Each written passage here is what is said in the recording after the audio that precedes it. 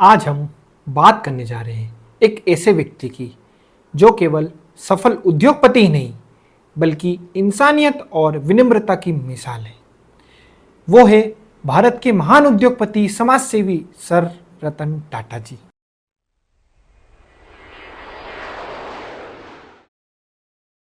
आप सभी को सीए रौनक अग्रवाल का नमस्कार। आज मैं आपको सर रतन टाटा जी के बारे में कुछ ऐसी बातें बताता हूँ जिससे आपको पता चलेगा कि रतन टाटा जी भारत देश के कितने अनमोल रत्न थे। सर रतन टाटा जी का नाम भारत के हर घर में लिया जाता है। सर रतन टाटा जी ने न केवल अपने टाटा ग्रुप को एक नई ऊंचाइयों पर पहुंचाया है बल्कि उन्होंने भारत के करोड़ों लोगों की भी मदद की है। ऐसे ही प्रेरणा स्रोत रतन टाटा जी के बारे में आज मैं आपको कुछ अद्भुत कहानियां सुनाता हूँ। सर रतन टाटा जी का जन्म 28 दिसंबर 1937 को मुंबई में हुआ था। उनका बचपन बहुत संघर्ष भरा था क्योंकि उनकी माता और उनके पिताजी का तलाक जब वो 10 वर्ष के थे तभी हो गया था। फिर उनका पालन पोषण उनकी दादी ने किया था। मैं आज आपको रतन टाटा जी के कुछ ऐसे किस्से सुनाता हूँ जिससे आपको पता चलेगा कि रतन टाटा जी सचमुच भारत के एक रत्न थे। एक दिन रतन टाटा जी अपनी कार में अपने ऑफिस जा रहे थे। तभी उनका ध्यान एक स्कूटर पर पड़ा जिसमें एक आदमी अपने परिवार को लेकर जा रहा था। तभी तेज बारिश स्टार्ट हुई और वो परिवार बहुत परेशान हुआ। रतन टाटा जी ने उसी वक्त अपनी कार में बैठकर सोच लिया कि मैं एक ऐसी कार बनाऊंगा जिससे मध्यम वर्गीय परिवार भी उसको खरीद सके। फिर उन्होंने एक नैनो कार को लॉन्च किया जिसकी प्राइस सिर्फ 1 लाख रुपए थी। इस बात से यह पता चलता है कि रतन टाटा जी का दृष्टिकोण लाभ कमाने का नहीं बल्कि समाज सेवा करना था। उनका यह मानना था, मैं सही फैसला लेने में विश्वास नहीं करता हूँ, मैं फैसला ले लेता हूँ और फिर उसे सही साबित कर देता हूँ। रतन टाटा जी का यह भी कहना था कि हर बार आपको जवाब देने की जरूरत नहीं होती है, कई बार आपकी सक्सेस ही लोगों को जवाब देती है, इसलिए सक्सेसफुल बने।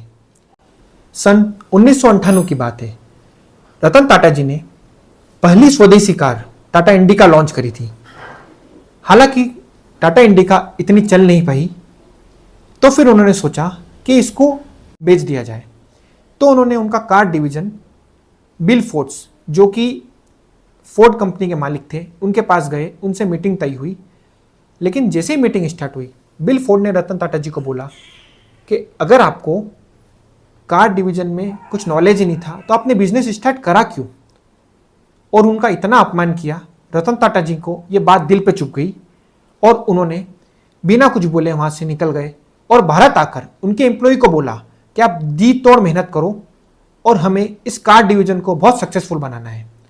और देखते ही देखते टाटा इंडिका हर घर में आने लगी और बहुत सक्सेसफुल हुई और धीरे धीरे फोर्ड कंपनी घाटे में जाती गई और उनका दिवालिया तक निकलते गया। तब रतन टाटा साहब ने सोचा क्यों ना बिल फोर्ड्स की मदद की जाए। उन्होंने बिल फोर्ड्स को एक प्रपोजल भेजा, हम आपका JRL डिवीजन, जो कि जगुआर और लैंड रोवर बनाता था, परचेस करना चाहते हैं। बिल फोर्ड्स इतना खुश हुए और उन्होंने तुरंत ये डील को साइन किया और उन्होंने रतन टाटा साहब को एक बात बोली कि रतन टाटा साहब, आप हमारा JRL डिवीज़न खरीद के हम पर बहुत बड़ा एहसान कर रहे हैं। तो सोचिए 10 सालों में ही बिल फोर्ड्स ने जो रतन टाटा साहब का अपमान किया था उसका जवाब ऐसे मिला है उन्हें। जब भी भारत देश पर संकट की बात आती है तो सबसे पहले संकट मोचन बनकर खड़े हुए हैं रतन टाटा जी। जब 2008 में ताज होटल पर आतंकवादी हमला हुआ था, उनकी कंपनी के 80 एम्प्लॉयज़ की डेथ हुई थी। उन्होंने सारे एम्प्लॉयज़ के घर जाकर उनके परिवारों से मिले और उनके परिवार का पूरा खर्चा रतन टाटा जी ने उठाया। और 2020 में हम सबको पता है कोविड, जो इतना बड़ा पेंडेमिक पूरे वर्ल्ड के लिए था, हमारे भारत देश में सबसे पहले कौन खड़ा हुआ? संकट मोचन बन के रतन टाटा जी, जिन्होंने पूरे 1500 करोड़ का डोनेशन दिया है और कोविड में लोगों की मदद की है।